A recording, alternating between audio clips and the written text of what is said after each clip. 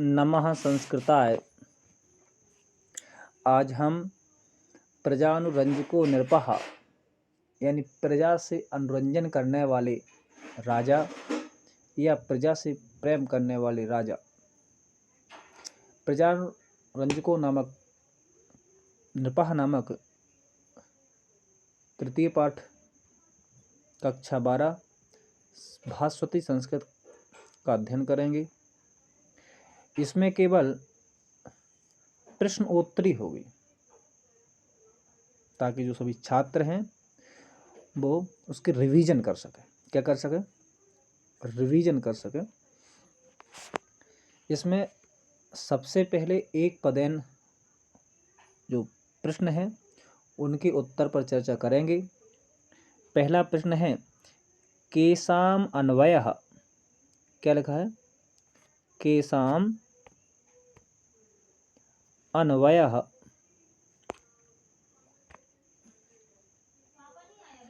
ये पहला प्रश्न देखो। केसाम अन्वयः कालिदासेन विवक्षितः। केसाम यानी किनका या किनके, अन्वय है यानी वंश, कालिदासेन यानी कालिदास के द्वारा, विवक्षिता है यानी वर्णित है। यानी किनका वंश कालिदास के द्वारा वर्णित है। तो प्रजानुरंजको नामक जो नृपः पाठ है वह कालिदास जी के द्वारा लिखित रघुवंश महाकाव्य से लिया गया है। किससे लिया गया? रघुवंश महाकाव्य से लिया गया है। तो यह इससे स्पष्ट होता है, निश्चित है कि यह जो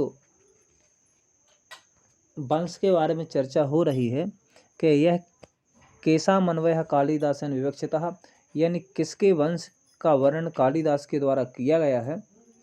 तो इसमें सीधा सा आंसर होगा कि रघुणाम। क्या होगा आंसर इसका? रघुणाम। रघुणाम यानी रघुवंशियों का। किसका? रघुवंशियों का। पहले का आंसर है केसाम अन्वयः कालिदासेन विवक्षितः का आंसर होगा रघुणाम।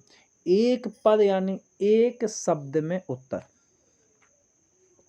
आगे बढ़ते हैं। दूसरा प्रश्न है कि रघुवंशिनः अन्ते केन तनुम त्यजन्ति। क्या लिखा है? रघुवंशिनः अन्ते केन तनुम त्यजन्ति। अर्थ क्या हुआ इसका?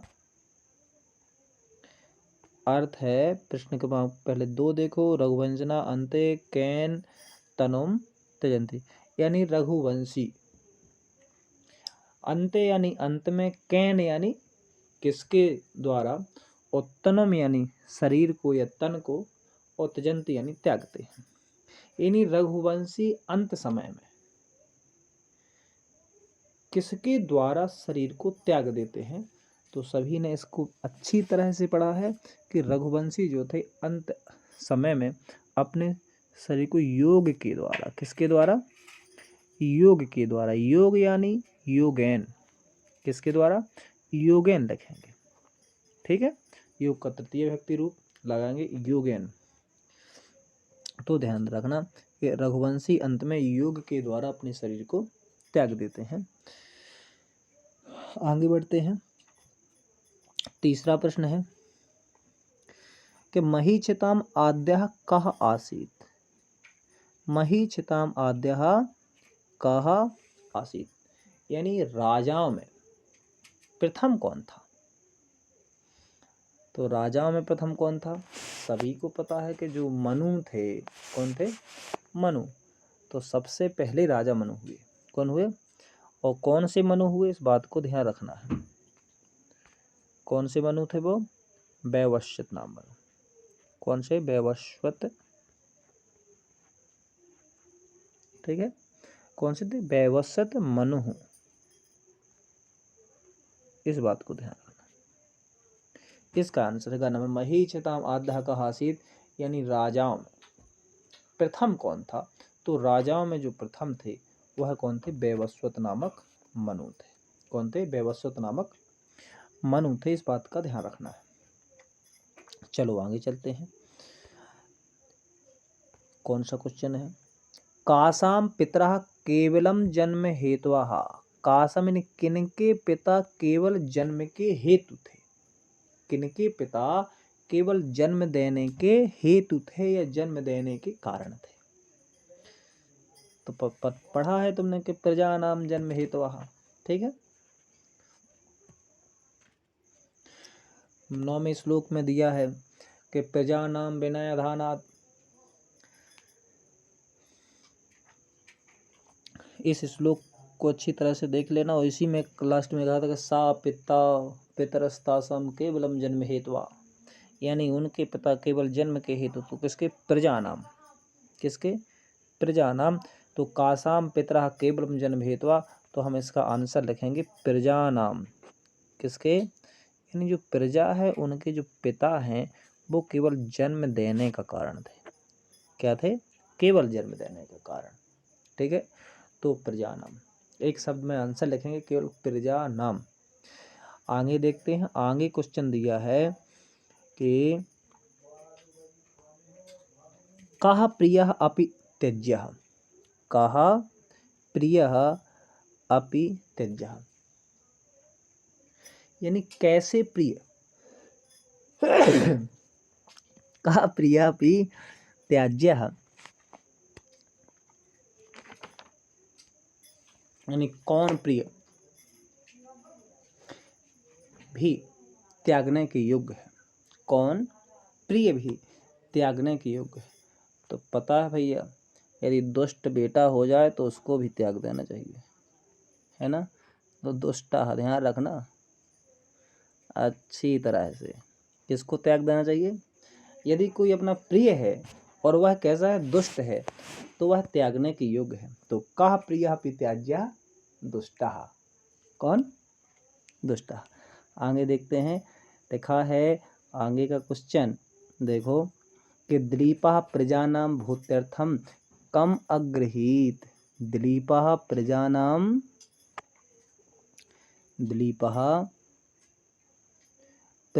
भूत्यर्थम कम अगृहीत, यानी दिलीप प्रजा के भूत्यर्थ के लिए, कल्याण के लिए क्या ग्रहण करता था। दिलीपः प्रजानां भूत्यर्थम कम अगृहीत, यानी जो दिलीप था वह प्रजा के कल्याण के लिए क्या ग्रहण करता था। तो प्रजा से राजा लेता क्या है? सभी को मालूम है कि टैक्स लेता है, कर लेता है। तो संस्कृत में हमारे इस पाठ में उसके लिए कौन सा शब्द आया? बलिम। क्या? वलिम। बलिम यानी कर या टैक्स। तो ध्यान रखना बलिम गृहीत। क्या? एक शब्द लिख देना है केवल वलिम। तो दिलीपः प्रजानां भूत्यर्थम कम अगृहीत। तो दिलीपः प्रजानां भूत्यर्थम बलिम अगृहीत, लेकिन लिखना किसमें है? एक पद में लिखना है, इसलिए बलिम केवल कर देना। क्या कर देना? बलिम कर देना। आगे देखते हैं। अगला क्वेश्चन है कि राजेन्दुः दिलीपः रघुरामन्वे क्षीरनिधौ कः यु प्रसूतः।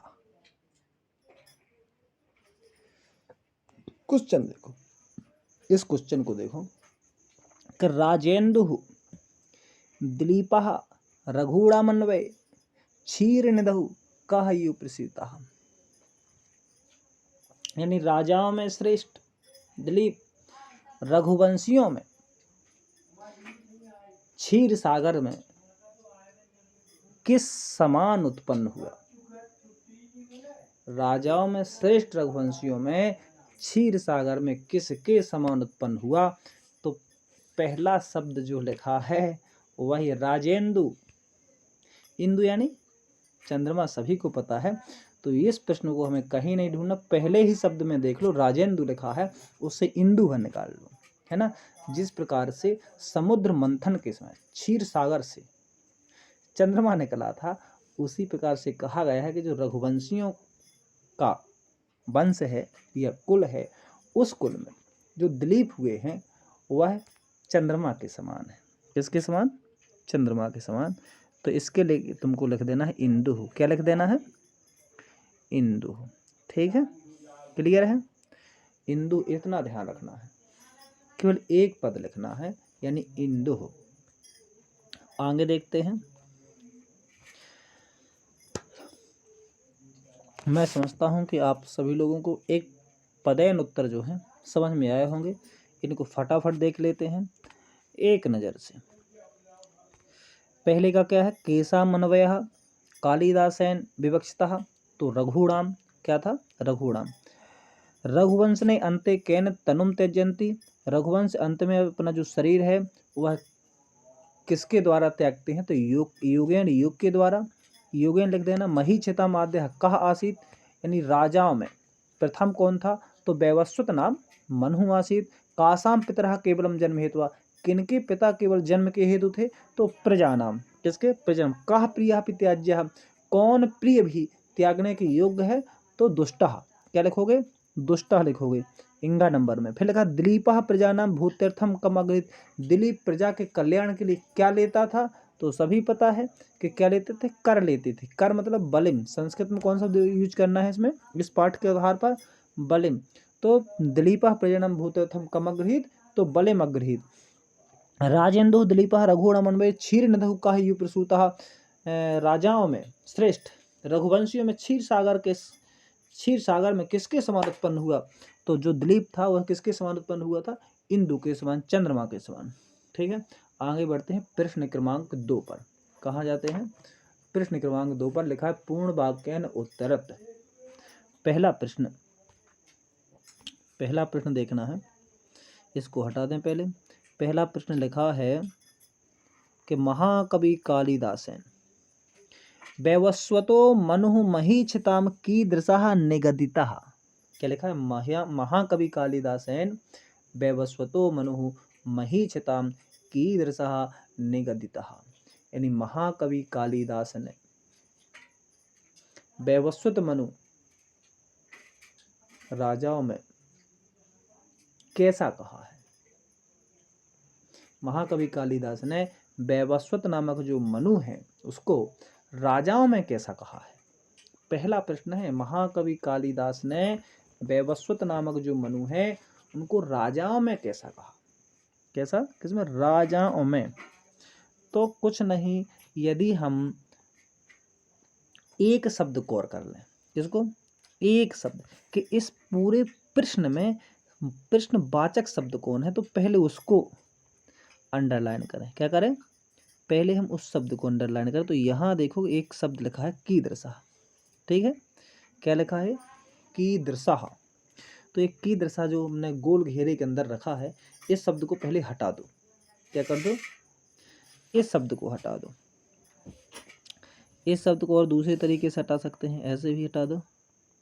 ठीक है, कीदृशः को हटा दिया। अब प्रश्न को पढ़ो। अब क्या बचा कि महाकवि कालिदासन वैवस्वतो मनु महीक्षिताम, एक शब्द जोड़ दो बीच में। कौन सा जोड़ दें, आद्यः निगदितः। आद्यः मतलब प्रथम, क्या, ध्यान रखना, आद्यः, क्या लिखना है, आद्यः लिख दो। जो हमने शब्द लिखा है उसको हटा दिया, प्रश्नवाचक शब्द को, कीदृशः को हटा दिया, तो यहाँ लिख देंगे आद्यः और फिर पूरा लिख देंगे निगदितः। तो प्रश्न क्या, प्रश्न का उत्तर कैसा होगा कि महाकवि कालिदासेन वैवस्वतो मनु महीक्षिताम आद्यः निगदितः, यानी महाकवि कालिदास के द्वारा वैवस्वत नामक मनु को राजाओं में, महीक्षिता में राजा, तो राजाओं में आद्यः निगदितः यानी प्रथम कहा गया है। क्या कहा गया है, आद्य यानी प्रथम कहा गया है। कैसा कहा गया, प्रथम। ये बात क्लियर हो गई। एक बार फिर देख लो इसी प्रश्न को कि महाकवि कालिदासन वैवस्वतो मनु महीक्षिताम कीदृशः निगदितः, तो महाकवि कालिदासन वैवस्वतो मनु महीक्षिताम आद्यः निगदितः। इस प्रश्न में ध्यान रखना, ऊपर जो प्रश्न कहे गए थे वो एक पदेन थे। एक पद अर्थात एक शब्द में, किसमें, एक शब्द में उत्तर देना था। किसमें देना था, एक शब्द में देना था। और अब क्या कहा गया, पूर्ण वाक्य, यानी कम से कम एक लाइन, एक पूरी लाइन, समझ रहे, ठीक है, या दो से अधिक शब्दों में देना है जो एक पूर्ण अर्थ देती हो। क्या देते हो? एक पूर्ण अर्थ देते हो। तो ध्यान रखना इसमें, लेकिन संस्कृत है, बहुत सारे प्रश्न ऐसे होते हैं पूर्ण वाक्य में कि जिसमें हम केवल एक शब्द को हटा देते हैं। किसको?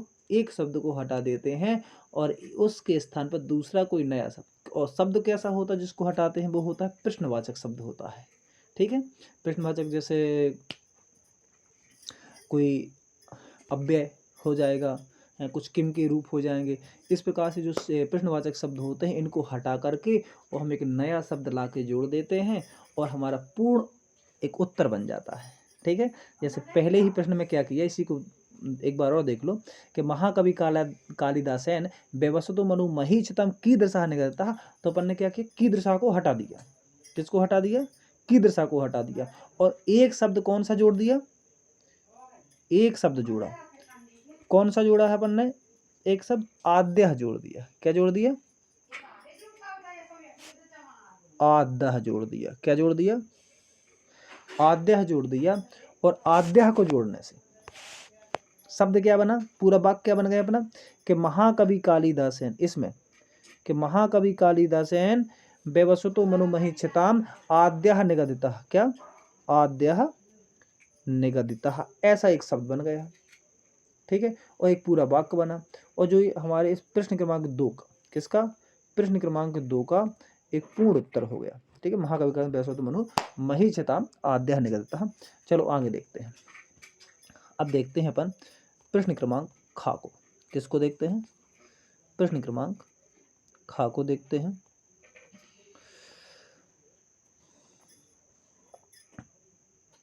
यहां देखो प्रश्न क्रमांक खा, खा देखना है प्रश्न क्रमांक। इसमें लिखा है, क्या लिखा है? पहला पढ़ो, इसको अंडरलाइन करना है पहले, जिसको अपन को पढ़ना है। लिखा है कि कालिदासः तन्वाग विभवः सन् अपि तद्गुणैः कथ प्रचोदितः। क्या लिखा है? कालिदासः तन्वाग विभवः सन् अपि तद्गुणैः कथम प्रचोदितः। यानी कालिदास तन्वाग विभवः यानी अल्पवाणी के वैभव वाला, सन होकर भी, अप यानी भी, तद्गुणैः हैं उन रघुवंशियों के गुणों से किस प्रकार से प्रेरित हुआ। कालिदास वाणी से अल्प होते हुए भी, कैसा? यानी अल्प वैभव वाला होकर भी उन रघुवंशियों के गुणों से रघुवंश वर्णन रूपी चंचल कार्य करने को क्या हुआ था? प्रेरित हुआ था। तो इसमें प्रश्न कहता है अपना कि कालिदासः तन्वाग विभवः सन् अपि तद्गुणैः कथम प्रचोदितः। यानी कालिदास अल्पवाणी के वैभव वाला होकर भी उन रघुवंशियों के गुणों से किस प्रकार से प्रेरित हुआ। तो इसमें कुछ नहीं करना है, सबसे पहले तो एक शब्द वही फिर से ढूंढ लो। क्या करना है? वह शब्द ढूंढ लो कि इसमें है कौन सा शब्द, प्रश्नवाचक कौन सा है। और प्रश्नवाचक शब्द को ऊपर पहले अंडरलाइन कर लें। क्या कर लें? प्रश्नवाचक शब्द को कर लें अंडरलाइन। तो प्रश्नवाचक एक शब्द है, एक अव्यय दिया है, और वो क्या दिया है? कथम। क्या दिया है? कथम। तो इस शब्द को हटा दो। क्या कर दो? इस शब्द को हटा दो। किसको हटा दें अपन? कथम को। और पूरा प्रश्न वही लिखें। तो प्रश्न में क्या लिखें पूरा? कालिदासा तनुवाग विभवः सन् अपि तद्गुणैः, यह लिख दिया। और अब कथम यानी कैसे, तो कथम जी अव्यय है, अव्यय पद है, इसको हटाएं और इसके स्थान पर एक नया शब्द लिख दो, चापलाय। क्या लिख दो? चापलाय। चलो लिख के बताते हैं। क्या लिखना है? चापलाय। चाय पिलाए नहीं भैया, ध्यान रखना है ना। क्या लिखना है? चापलाय। ठीक है, चापलाय यानी चंचलता। कैसा? चंचलता बस की वजह से चापलाय ऐसे लिख लो। ठीक है, चापलाय यानी चंचलता। और कहाँ पर रख देना है, जो अभी अपन ने अंडरलाइन किया था इसको फिर से अंडरलाइन करते हैं। कथम, इस कथम के स्थान पर लिख दो और पूरा प्रश्न उतार दो। तो कैसा बनेगा प्रश्न का उत्तर कि कालिदासः तनुवाग विभुवः सन अपि तद्गुणैः चापलाय प्रचोदितः। यानी कालिदास अल्पवाणी वाले होते हुए भी उनके गुणों को चंचलता की वजह से, कैसे चंचल कार्य करने को प्रेरित होते, कैसे कार्य करने को, चंचल कार्य करने के लिए वह प्रेरित होते हैं। आशा करते हैं समझ में आया होगा। आगे बढ़ते हैं। के तम श्रोतुमर्हन्ति, के तम श्रोतुमर्हन्ति, ध्यान रखना क्या कहा है, के तम श्रोतुमर्हन्ति, ध्यान रखो। प्रश्न नंबर गाओ कि कौन, तम यानी उस को सुनने के योग है, यानी किसको, रघुवंशियों को। के तम श्रोतुमर्हन्ति, कौन उस को सुनने के योग्य है। तो इस बात को ध्यान रखना। वैसे यह कहा गया है कि पाठ के क्रम से बाहर है ना, लेकिन फिर भी कि रघुवंशियों को सुनने के योग्य है। तो अपन ने जो अभी तक पढ़ा है वह क्या था कि गुणदोष का विवेचन करने वाले उस रघुवंश को जो है वो सुनने के योग्य है। जो गुणदोष का क्या कर सकते हैं, विवेचन कर सकते हैं, वही रघुवंश को सुनने के योग्य है। तो इसमें क्या लिखना है, के शब्द है, कैसा है इसमें, के शब्द प्रश्नवाचक है। कौन शब्द है, के। तो के को देखो, पहले के हटा दिया, अब क्या बचा, तम रघुवंशम, रघुवंश को भी अभी हटाओ, तम श्रोतुमर्हन्ति, क्या लो, तम श्रोतुमर्हन्ति। तो यहाँ पर हमें लिख देना है सद सद व्यक्ति हेतुवः, क्या लिख देना है, एक शब्द लिख दो के की जगह, सद सद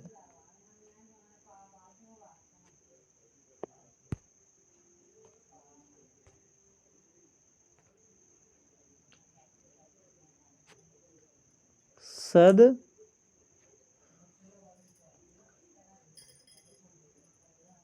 सद सद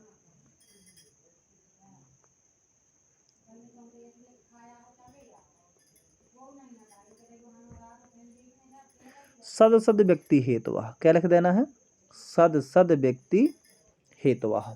किसके स्थान पर रखना है हमको ये शब्द, के की जगह, किसकी जगह, के की जगह। और क्या तम श्रोतुमर्हन्ति, ठीक है। तो के तम श्रोतुमर्हन्ति यानी कौन उनको सुनने के योग्य है, किसको सुनने के योग्य, रघुवंश को, रघुवंशियों को या रघुवंश को सुनने के योग्य कौन है। तो हमें लिख देना है के हटा करके कि सद सद व्यक्ति हेतुवः, ठीक है, तम श्रोतुमर्हन्ति, यानी जो गुण दोष का विवेचन करने वाले हैं उस रघुवंश को सुनने के योग्य है। आगे बढ़ते हैं प्रश्न क्रमांक घ पर। किस पे पहुंचते हैं, प्रश्न क्रमांक घ पर, और इसको करते हैं अंडरलाइन। क्या करते हैं, अंडरलाइन करते हैं, ध्यान रखना, थोड़ा और ऊपर से कर दें। प्रश्न क्रमांक घ को अंडरलाइन करते हैं।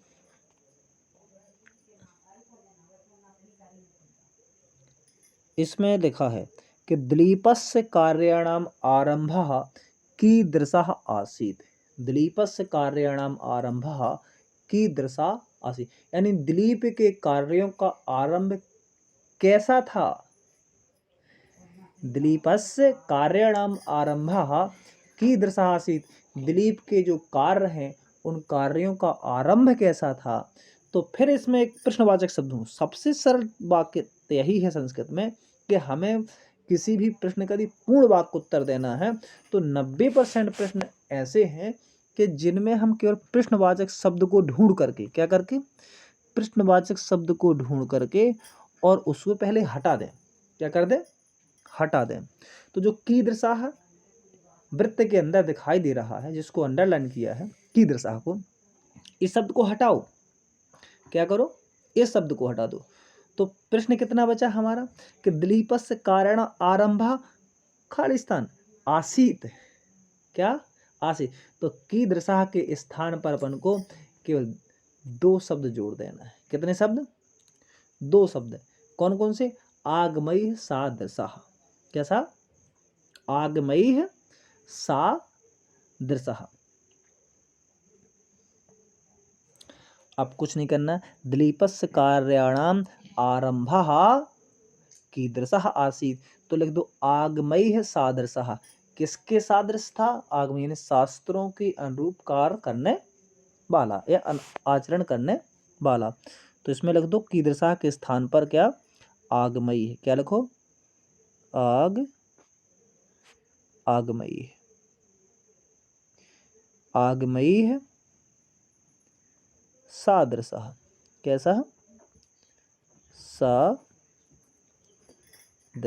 आगमयी है सादृशः यानी शास्त्रों का आचरण करने वाला या शास्त्रों के अनुरूप कार्य करने वाला।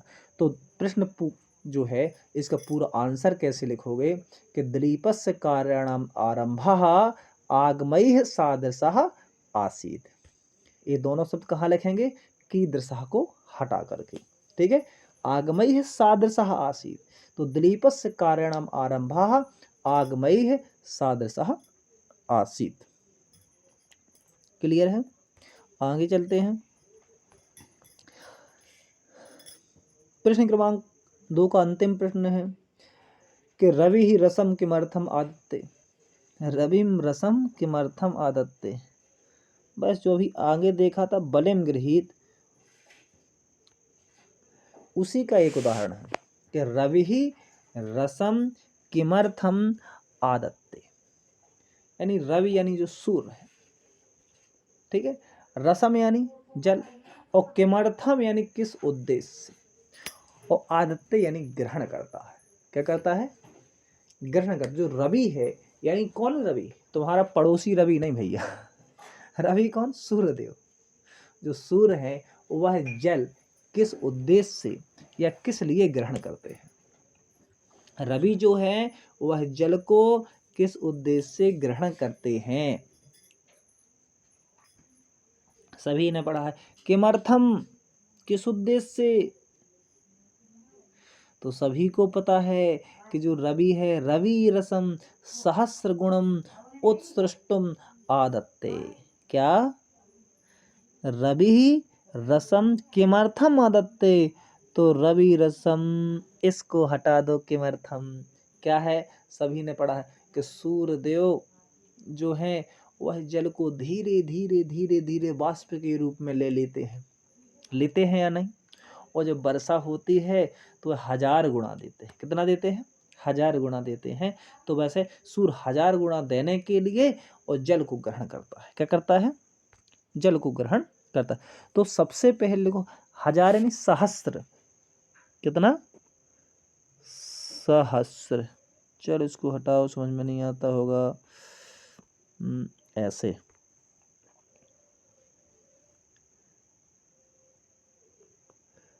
सहस्र गुण।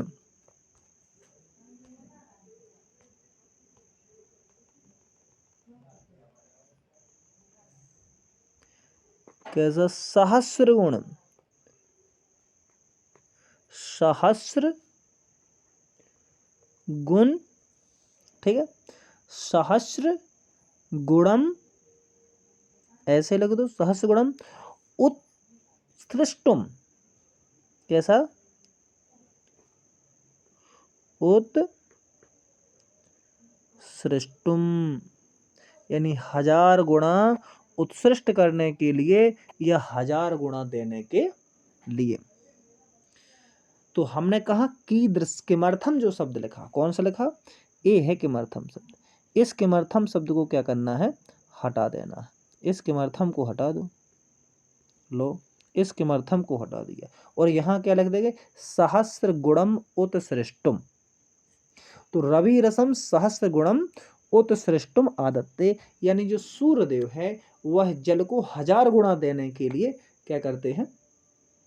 ग्रहण करते हैं। सहस्र गुणम उत्सृष्टुम। रवि सूर्यदेव क्या करते हैं, जल को 1000 गुणा देने के लिए और पृथ्वी से ले लेते हैं। और किसके रूप में लेते हैं, तुम्हें पता है, वाष्प के रूप में। किसके रूप में, वाष्प के रूप में है। हमें पता नहीं चलता और धीरे धीरे धीरे धीरे जो जल है वह वाष्प के रूप में उड़ता जाता है। ठीक है, लेकिन लेते क्यों हैं, 1000 गुणा देने के लिए देते हैं। किसके लिए, 1000 गुणा। जिस प्रकार से राजा दिलीप जनता से वली लेते थे, वली मतलब टैक्स, वलिम आगे देखा हुआ तुमने, जो वलिम लेते थे, कर लेते थे, टैक्स लेते थे, वह किस लिए लेते थे, जनता को देने के लिए, जनता के भूत्यर्थम के लिए, कल्याण के लिए लेते थे। किसके समान, सूर्य के समान। जैसे सूर्य पृथ्वी से जल लेता जाता है, और क्यों लेता है, क्योंकि वह वर्षा के मौका में, बरसात के समय पर जनता को या पृथ्वी को 1000 गुणा दे सके। तो इसका आंसर वही लिखना है तुम्हें, प्रश्न क्रमांक 2 के अंक का, कि रवि ही रसम सहस्र गुणम उत्सृष्टम आदत्ते। ठीक है, चलो आशा करते हैं कि प्रश्न क्रमांक 2 के सभी प्रश्न समझ में आए होंगे। आगे देखो, हम देखते हैं प्रश्न क्रमांक 3 को। अब प्रश्न क्रमांक 3 सबसे पहले तो ऐसे अंडरलाइन कर लो, ए है, कहाँ पर है, ए है। प्रश्न क्रमांक 3 फिर से अंडरलाइन कर लो, अब शायद तुम्हें दिखेगा अच्छी तरह से। ठीक है, ए है प्रश्न क्रमांक 3। क्या लिखा है, रेखांकितानि पदानि आधृत्य प्रश्न निर्माणम कुरु। रेखांकित पद को आधार करके प्रश्न निर्माण करिए। क्या करें, रेखांकित पदों के आधार पर प्रश्न निर्माण करिए। तो जो जितने भी पद हैं वो रेखांकित है। कैसे हैं, रेखांकित, यानी जिनके पास या जिनके नीचे रेखा अंकित हो। तो ऐसे कितने शब्द हैं, प्रश्न क्रमांक 3 का पहला देखो, का नंबर देखो, उसमें सह के नीचे है, यानी इसको हटाना है और यहाँ कोई प्रश्नवाचक शब्द लिख देना है। क्या लिख देना है, कोई प्रश्नवाचक शब्द लिखना है। ठीक है, फिर इसके बाद खा नंबर है। खा नंबर में क्या, प्रजा नाम के नीचे रेखा है, यानी रेखा अंकित है, तो वहाँ प्रजा नाम को हटाना है, वहाँ पर कोई प्रश्नवाचक शब्द जोड़ देना है। मनीषी नाम है तो गा नंबर में, तो मनीषी नाम को हटाना है और वहाँ क्या करना है, प्रश्नवाचक शब्द जोड़ देना है। इसी प्रकार घा और इंगा में है। और लास्ट में जब हम प्रश्न निर्माण करेंगे, इन शब्द को हटा के प्रश्नवाचक शब्द जोड़ेंगे। प्रश्नवाचक शब्द के बाद जो भी शब्द लिखे हैं उन सभी शब्द को, यानी पूरे वाक्य को लिखेंगे और लास्ट में हंसिया लगा देंगे। हंसिया कहने का अर्थ जो है वह क्या है, प्रश्नवाचक चिन्ह, वो हंसिया के ही समान होता है। ठीक है, इस बात का ध्यान रखना। चलो बढ़ते हैं अपन अपने प्रश्न नंबर 1 में। और प्रश्न निर्माण की सबसे अच्छी बात तो यह है कि हम जिस शब्द को हटाते हैं सबसे पहले तो उसमें विभक्ति देख लें। क्या देख लें, कि विभक्ति, यह इसमें कौन सी विभक्ति और कौन सा वचन है। तो सभी शब्दों में, कुछ अव्यय पदों को छोड़ करके सभी शब्दों में जो शब्द है, जो शब्द रेखांकित है, उस शब्द में जो विभक्ति दी है और उस शब्द में जो वचन है, उसी विभक्ति का और उसी वचन का हम कोई प्रश्नवाचक शब्द रखते हैं। खासकर वो किम के रूप होते हैं। किसके होते हैं, किम के। तो वचन देखना है, विभक्ति देखना है, लिंग देखना है, इतना ध्यान रखना है। तो पहला प्रश्न जो है प्रश्न क्रमांक 3 का नंबर का लिखा है कि साहा प्रजानामेव भूत्यर्थम बलिम आगृहीत। साहा प्रजानामेव भूत्यर्थम बलिम आगृहीत, यानी वह प्रजाओं के भूत्यर्थ के लिए, कल्याण के लिए ही बलि ग्रहण करता था या बलि लेता था। क्या करता था, बलि ग्रहण करता था या लेता था। कौन, वह प्रजाओं के कल्याण के लिए ही कर लेता था। तो वह, अब हम क्या करेंगे, साह लिखा है, साह को हटा देंगे। अब तुम्हें बताया है कि हमें कुछ नहीं करना। क्या करना है, साह को हटाया, हमने बताया किम का रूप रखना है, तुम्हें लिंग देखना है, वचन देखना है और विभक्ति देखना। तो पता है सह किस में है, पुल्लिंग में है, प्रथमा विभक्ति में है, ठीक है, एक वचन में है। तो बस किम का रूप क्या रख दो, पुल्लिंग वाला कहा लिख दो। क्या लिख दो, कहा। ए रखा हमने कहा, क्या रख दिया, कहा लिख दिया। किसके स्थान पर, सह के स्थान पर, सह के स्थान पर हमने रखा कहा। ए है सह, इस सह को हटा दो, क्या कर दो, इस सह को हटा दिया। इस सह को हटाने के बाद ए पूरे शब्द लिखना है। सह के स्थान पर कहा लिखना है, जो ए शब्द दिया है, क्या दिया है, ए जो कहा दिया है वो सह के स्थान पर रख दो। फिर लिख दो कहा प्रजानाम्यो भूत्यर्थम बलिम अगृहीत, और जो अगृहीत शब्द दिया है इसके लास्ट में बना दो हसिया। हसिया कैसे, ऐसे। हसिया का अर्थ है प्रश्नवाचक चिन्ह, यानी इंटेरोगेटिव मार्क, ठीक है। क्या बना देना है, प्रश्नवाचक चिन्ह बना देना है। इस प्रकार से जो हसिया के आकार का होता है लगभग, ठीक है, इसलिए मैं इसको प्रश्नवाचक चिन्ह कहकर हमेशा हसिया ही बोलता हूँ। तो क्या बना दो, हसिया बना दो। सह को हटाया, क्या लिख दिया, कह लिख दिया। बाकी पूरा वाक्य वही का वही रहा, लास्ट में क्या बनाया, हसिया बना दिया, ठीक है। तो कहा प्रजानाम्यो भूत्यर्थम बलिम अगृहीत। चलो आगे बढ़ते हैं, देखते हैं। चलो प्रश्न क्रमांक 3 का खा देखो, ए है प्रश्न। चलो अब बताओ तुम लोग क्या करोगे। प्रजानाम, पहले तो इसमें विभक्ति बताओ भाई, कौन सी विभक्ति है, ठीक है, और बस उसी के अनुसार अपन को रख देना है और कुछ नहीं करना, ठीक है। प्रजानाम, चलो वचन मैं बता देता हूँ, विभक्ति आप ढूंढते रहना, ठीक है। तो जो एक प्रजा नाम लिखा हुआ है, क्या लिखा है, प्रजा नाम लिखा है, प्रजा नाम में बहुवचन है, क्या है, बहुवचन है। और इस प्रजा नाम को हटा देना है। क्यों हटाना, क्योंकि उसमें पहले ही कहा गया है कि रेखांकित, यानी जिसमें रेखा अंकित हो उसको क्या करके, आधार करके, उसको आधार करना है। तो भाई हमने प्रजा नाम है उसको आधार के पहले उसे हटा दो, क्या कर दो, हटा दो। और प्रजा नाम जो है वह षष्ठी विभक्ति बहुवचन में है और उस शब्द को अपन को क्या करना है, हटा देना है।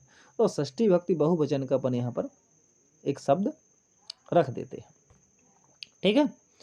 और उस षष्ठी विभक्ति में पहले तो इसको अंडरलाइन करो, प्रजा नाम, किसको, इस प्रजा नाम को हटाना है। इसके स्थान पर क्या लिखेंगे, इसके स्थान पर हमें लिखना है प्रजा नाम के साम, हाँ, प्रजा नाम विनयाधानात् सह पिता आसीत था, हाँ, इसमें क्या लिखना है, प्रजा नाम के स्थान पर केसाम लिख दो, क्या लिख दो, केसाम। चलो ए लिख दिया हमने केसाम, ठीक है। केसाम, अब पूरा वाक्य लिख दो जो है शेष, तो लिखेंगे केसाम और केसाम के बाद इस वाक्य को पूरा लिख देंगे, ठीक। केसाम के बाद क्या करेंगे, इस पूरे वाक्य को लिखना है, किसको, इसको, यहाँ से ये पूरा वाक्य लिखेंगे कि विनयाधानात् सह पिता आसीत, केसाम विनयाधानात् सह पिता आसीत। और प्रश्न पे लिखा कैसा था हमारा पहला, कि प्रजा नाम विनयाधानात् सह पिता आसीत, ठीक है। और हमें प्रश्न क्या बनाना था कि केसाम विनयाधानात् सह पिता आसीत, प्रजा नाम को हटा करके और किसे जोड़ देना है, केसाम को जोड़ देना है।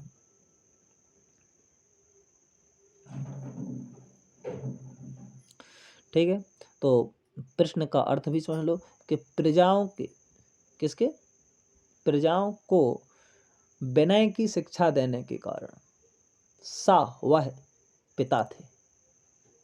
तो प्रश्न होगा प्रजा नाम को हटा करके केसाम विनयाधाना सा पिता आसीत, किनको विनय की शिक्षा देने के कारण वह पिता थे, ठीक है। आगे देखते हैं, चलो इसको हटा दें, आगे बढ़ो। प्रश्न क्रमांक 3 का देख लो, गा, कौन सा देख लो, गा देख लो, ए दिया है, इसमें कौन सा शब्द अंडरलाइन है, रेखांकित कौन सा शब्द है, मनीषी नाम, कौन है, मनीषी नाम। अब तुम्हें पता है कि प्रजा नाम और मनीषी नाम दोनों में कौन सी विभक्तियां थी, मालूम है या नहीं, पता है दोनों में विभक्तियां थी अपनी कौन सी? षष्ठी। कौन सी थी? षष्ठी विभक्ति बहुवचन। प्रजा नाम में क्या लिखिया? क्या लिखा? केसाम। तो इसमें क्या लिखोगे? केसाम। के मनीषिणाम माननीय मनु आसीत, ये सब दिया है। यानी विद्वानों में, मनीषियों में माननीय मनु थे, ये कहता है। तो हम प्रश्न कैसा करेंगे? यानी किनके किनके माननीय मनु थे? केसाम किनके माननीय थे? तो हम इसमें क्या लिख देंगे? केसाम लिख देंगे। क्या लिख देंगे? केसाम। इसको हटाओ पहले। ये ऐसा लिखेंगे केसाम। क्या लिखेंगे? केसाम लिखेंगे। किसको हटा करके? जो शब्द रेखांकित है, कौन सा है? मनीषी नाम। तो मनीषी नाम को हम क्या करेंगे? हटा देंगे। क्या करेंगे मनीषी नाम को? तो मनीषी नाम को हटा दिया और मनीषी नाम के स्थान पर क्या लिखा? केसाम। तो केसाम माननीय मनु आसीत, ऐसा क्या बनेगा? एक प्रश्न बनेगा। और लास्ट में देखो हंसराज बनाना बहुत जरूरी है, तो इस हंसराज को मत भूलना। हंसराज बोले तो प्रश्नवाचक चिन्ह। ठीक है। तो केसा में माननीय मनु आसीत, किनके माननीय मनु थे? ठीक है। तो ऐसा प्रश्न होगा, आंसर पहले से ही था। चलो आगे देखते हैं। प्रश्न क्रमांक 3 का घ नंबर, ध्यान रखो। ए है कि शुद्धिमती अन्वय दिलीपः प्रसूतः। अन्वय का अर्थ बताओ पहले कि अन्वय का अर्थ क्या है, क्योंकि अन्वय को ही इसमें अंडरलाइन किया गया है। अन्वय का अर्थ है वंश में। कहाँ पर है? अन्वय यानी वंश में।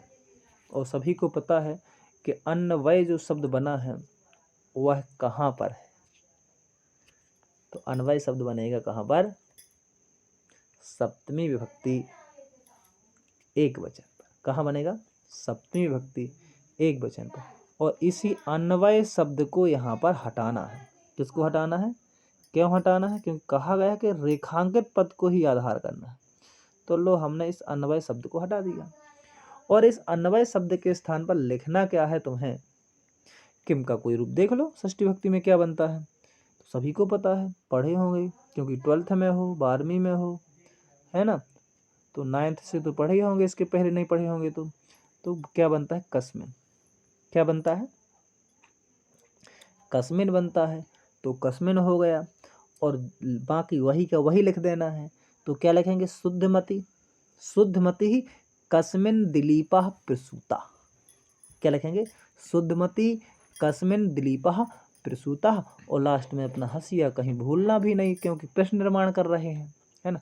और जब हम प्रश्न बनाएंगे तो प्रश्नवाचक चिन्ह जरूरी है। ठीक है। आगे बढ़ते हैं प्रश्न क्रमांक 3 के इंगा नंबर पर। कहाँ बढ़ते हैं? इंगा पर। क्या लिखा है इसमें? चलो पढ़ो भाई। लो कि पितरः जन्म हेतवः आसन। पितरः जन्म हेतवः आसन, यानी पिता जन्म देने के कारण थे। किसके? पिता जन्म देने के कारण थे। तो कुछ नहीं रखना, पितरः को हटा दो। क्या कर दो? पितरः जो शब्द दिया है इसको हटाना। क्यों हटाना? क्योंकि इसको आधार करके करना है। क्या करना है? इसको आधार करके, क्योंकि कहा गया रेखांकित पद जो रेखा है, तो इसी को हटाएंगे हम। और क्या कर देंगे? पितरः की जगह लिख देंगे के। क्या लिख देंगे? के। बस कुछ नहीं करना, के करना है। तो लोग के जन्म हेतवः आसन। ठीक है। के जन्म हेतवा, कौन जन्म देने के कारण थे। और हंसिया भैया भूलना नहीं, हंसिया जरूरी है। सब्जी और धान काटवे के काम भर नहीं आओ, ध्यान रखना अच्छी तरह से, है ना। प्रश्न निर्माण करने के काम भी कौन आता है? हंसिया आता है। ठीक है। तो वहां पर हम क्या करेंगे? इसको लिखेंगे। चलो आज के सेशन में अपन प्रश्न क्रमांक 3 तक ही देखते हैं। और 4, 5, 6, 7, 8, 9 बाकी जो शेष क्वेश्चन हैं उनको कल की क्लास में, यानी आगे आने वाले सेशन में देखेंगे। आशा करते हैं कि आप सभी लोगों को पसंद आएगी, है ना। तो देखें, पढ़ें, वार्षिक परीक्षा नज़दीक है। सभी को नमः।